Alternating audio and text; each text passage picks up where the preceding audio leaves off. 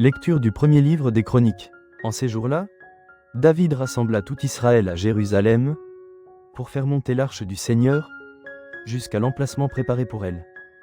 Il réunit les fils des apostrophes Aaron et les Lévites. Les Lévites transportèrent l'arche de Dieu au moyen de barres placées sur leurs épaules, comme l'avait ordonné Moïse, selon la parole du Seigneur. David dit aux chefs des Lévites de mettre en place leurs frères, les chantres, avec leurs instruments, harpes, cithare, cymbales, pour les faire retentir avec force en signe de joie. Ils amenèrent donc l'arche de Dieu et l'installèrent au milieu de la tente que David avait dressée pour elle. Puis on présenta devant Dieu des holocaustes et des sacrifices de paix. Quand David eut achevé d'offrir les holocaustes et les sacrifices de paix, il bénit le peuple au nom du Seigneur. Parole du Seigneur, nous rendons grâce à Dieu.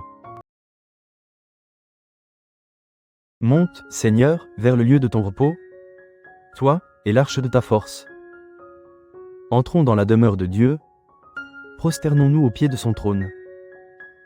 Monte, Seigneur, vers le lieu de ton repos, toi et l'arche de ta force.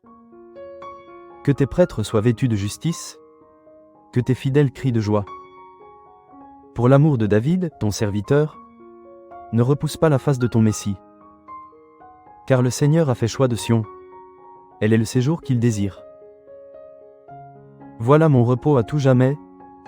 C'est le séjour que j'avais désiré. Parole du Seigneur. Nous rendons grâce à Dieu. Lecture de la première lettre de saint Paul apôtre aux Corinthiens. Frères, quand cet être mortel aura revêtu l'immortalité, alors se réalisera la parole de l'Écriture. La mort a été engloutie dans la victoire. Ô mort, où est ta victoire? Ô mort, où est-il, ton aiguillon? L'aiguillon de la mort, c'est le péché. Ce qui donne force au péché, c'est la loi. Rendons grâce à Dieu qui nous donne la victoire, par notre Seigneur Jésus-Christ. Parole du Seigneur, nous rendons grâce à Dieu. Heureuse la mère qui t'a porté en elle.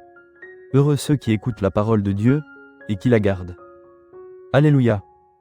Évangile de Jésus-Christ selon saint Luc.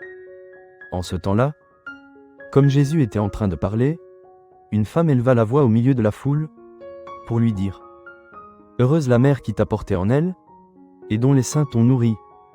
Alors Jésus lui déclara : Heureux plutôt ceux qui écoutent la parole de Dieu et qui la gardent. Acclamons la parole de Dieu. Nous rendons grâce à Dieu.